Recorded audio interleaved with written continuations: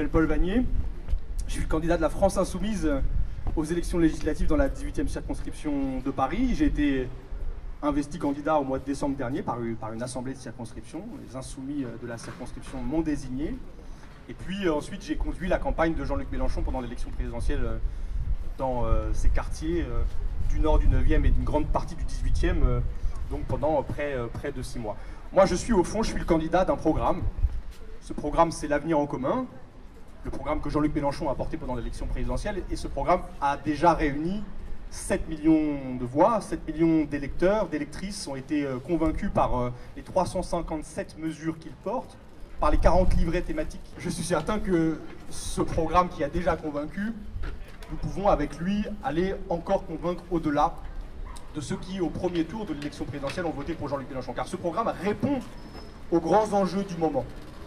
Il répond à l'enjeu écologique, il répond à l'enjeu social et il répond à l'enjeu démocratique. Et je vais vous rappeler les mesures que nous portons et que je porte moi comme candidat pour être député à l'Assemblée nationale et les mesures que je voterai si je suis élu député de la 18e circonscription de Paris. D'abord donc l'enjeu climatique, l'urgence climatique, c'est le grand défi qui se présente à nous et nous savons que ce dérèglement il est cause bien d'abord du départ de millions, de centaines de milliers pour l'instant, peut-être de millions demain de réfugiés climatiques. Il est la cause de guerres, de tensions, de conflits pour l'appropriation des ressources et puis évidemment de ce phénomène du réchauffement climatique qui menace peut-être à terme la survie de la planète et de l'espèce humaine. Il y a quelques années, en 2000, le jour du dépassement, vous savez, le jour du dépassement, c'est le moment où les sociétés humaines ont consommé les ressources que la planète est capable de renouveler en une année. Il y a une quinzaine d'années, 17 ans précisément, en 2000, ce jour du dépassement, il était le 10 novembre. Et bien maintenant, il est le 10 août. Il s'est considérablement rapproché, c'est dire l'urgence, la nécessité très grande qu'il y a à engager tout de suite ce que nous appelons de nos voeux la transition écologique. Nous sommes les seuls à proposer une sortie complète du nucléaire et le passage à 100% d'énergie renouvelable à l'horizon de 2050. De même, face à l'agriculture productiviste, intensive, qui pollue les sols, qui contamine aussi les aliments que nous consommons, nous proposons une transition agricole. Et cette transition agricole doit permettre de créer 300 000 emplois en développant les filières de l'agriculture biologique. Et pour y parvenir, nous proposons notamment que tous les écoliers de ce pays puissent bénéficier d'une cantine gratuite qui offre des menus issus de l'agriculture biologique. Nous proposons de développer, et c'est particulièrement important à Paris, les transports en commun gratuits. On sait qu'on est confronté régulièrement au pic de pollution. Les transports en commun plus nombreux, plus accessibles, plus agréables sont l'une des solutions qui nous permettrait de lutter contre la pollution de l'air. De même qu'il faut progressivement sortir du diesel. De même qu'il faut sortir de façon plus générale de l'économie du tout pétrole. Nous sommes opposés à l'exploitation des gaz de schiste. Nous voulons développer le ferroutage plutôt que le transport par camion. Voilà donc toutes ces mesures de notre programme écologique qui finalement s'inscrivent aussi dans ce que nous voulons, puisque nous portons aussi un projet de changement des institutions et de rédaction d'une nouvelle constitution, nous voulons inscrire ce qu'on appelle la règle verte dans la constitution. C'est-à-dire que nous ne pouvons pas prélever à la nature plus qu'elle n'est en capacité de reconstituer. C'est le premier axe. Et comme député, je voterai une proposition de loi qui engagera ce processus de transition écologique. Le second axe de notre programme, évidemment, c'est l'urgence sociale. Et on la connaît tous, cette urgence, au moment où le chômage a grandi dans des proportions considérables. Ici, mon adversaire, c'est notamment Myriam El Khomri, la ministre du Travail, j'y mets des guillemets parce que c'est la ministre du record de l'augmentation du chômage, c'est la ministre de la casse du Code du travail. Évidemment, au cœur de notre programme, il y a l'abolition, l'abrogation de la loi El Khomri. Nous on dit que la loi El Khomri, eh bien, elle prépare une vie pourrie parce qu'elle est source de plus de précarité, parce qu'elle est source de baisse des salaires, parce qu'elle facilite les licenciements et qu'il y a, alors que le chômage atteint des niveaux records, un enjeu à créer des emplois. Et notre programme propose un ensemble de mesures qui vont nous permettre de créer, je disais tout à l'heure, 300 000 emplois dans le secteur agricole. On peut penser à 600 000 emplois dans le secteur de la rénovation thermique, puisqu'il va s'agir d'isoler les bâtiments pour pouvoir aussi répondre à l'enjeu écologique. Créer des emplois dans les services publics.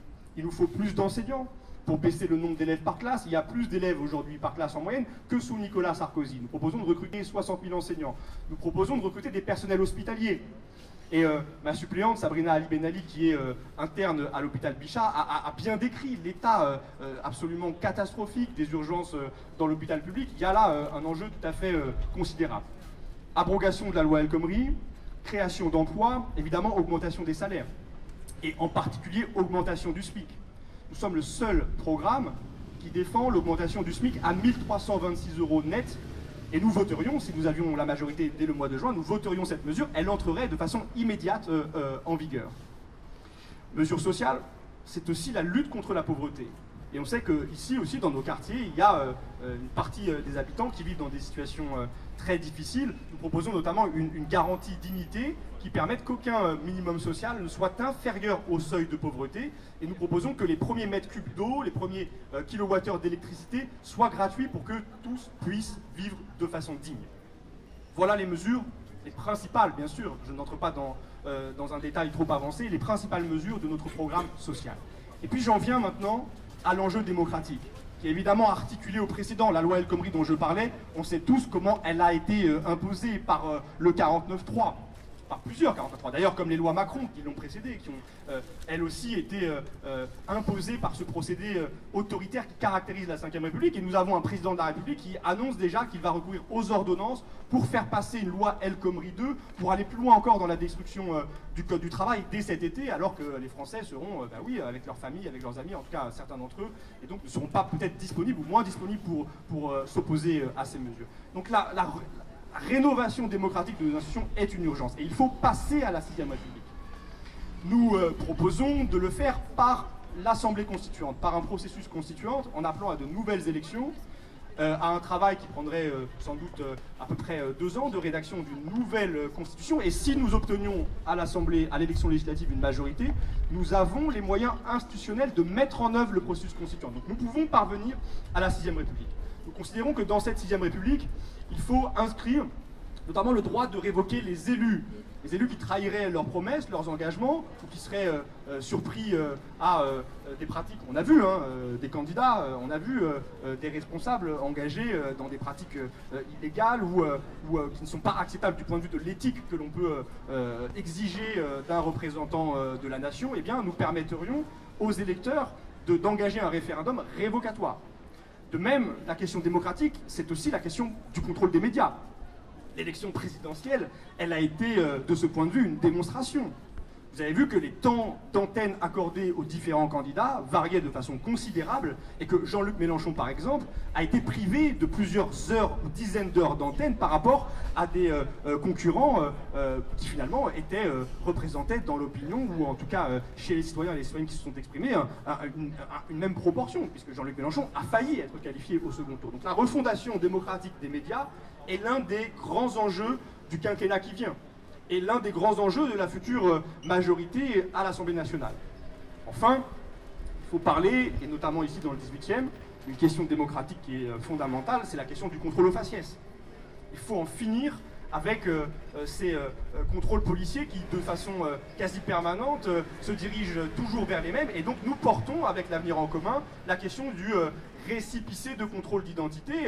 Un autre s'était engagé à le faire, il ne l'a jamais tenu cette promesse. C'est l'un des engagements, l'une des 357 mesures que contient l'Avenir en commun. Voilà donc l'ensemble des propositions que je voterai avec les autres députés de la France Insoumise. Car le 11 et le 18 juin, l'enjeu est d'élire une majorité insoumise à l'Assemblée nationale. Au premier tour, nous avons en grand nombre voté pour Jean-Luc Mélenchon. À 600 000 voix près, il aurait été qualifié au second tour. Au second tour, nous avons battu Marine Le Pen. Nous sommes débarrassés d'elle et de ses idées xénophobes, réactionnaires, ultralibérales. Le troisième tour arrive. Au troisième tour, tout recommence. Nous pouvons l'emporter. Si les 7 millions d'électeurs de Jean-Luc Mélenchon se déplacent et vont voter pour les candidats de la France Insoumise qui sont partout dans chacune des circonscriptions du pays, portant le même programme, sous la même étiquette, si tous se déplacent, nous aurons une majorité de députés insoumis. Il y a dans cette circonscription 3544 citoyennes et citoyens qui ont voté pour Jean-Luc Mélenchon il y a maintenant 10 jours, 2 semaines. Si le 11 juin, puis le 18 juin, ils se déplacent à leur tour, je serai élu député de la nation et je serai l'un des porte-parole et l'un de ceux qui voteront les lois que j'ai décrites tout à l'heure.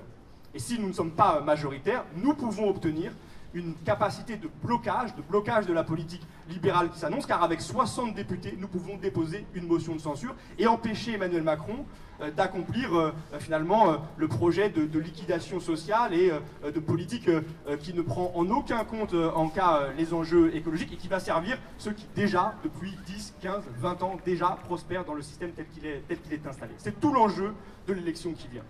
Alors, pour l'emporter, on a aussi besoin de vous, de chacun d'entre vous, de tous ceux qui voudraient nous aider à mener cette campagne. Et pour ce faire, il est très facile de nous rejoindre. On a un site de campagne qui s'appelle paulvanier2017.fr. Vous pouvez vous y reporter. Vous verrez toutes les actions qu'on engage dans la circonscription, les porte-à-porte, les collages, les diffusions de tracts. On va faire du phoning, de l'appel téléphonique. Et puis on fait tous les samedis, on sera tous les samedis sur une des places de la circonscription pour faire des prises de parole comme celle-là, pour échanger avec vous. Je vais vous donner la parole, on va pouvoir discuter ensemble du programme. Et puis pour intervenir aussi sur des thématiques plus précises. On parlera évidemment en détail du contenu de la loi El Khomri, des raisons pour lesquelles il faut l'abroger et des raisons pour lesquelles il faut empêcher la loi El Khomri 2 qui s'annonce. On parlera des questions d'éducation, des questions de santé qui sont des questions centrales et qui concernent le quotidien des habitants de la circonscription. Voilà ce que je voulais vous dire. Ce que je vous propose maintenant, si vous avez des questions sur le programme, sur les candidats, sur le mouvement, de vous donner la parole et puis qu'on engage le dialogue maintenant.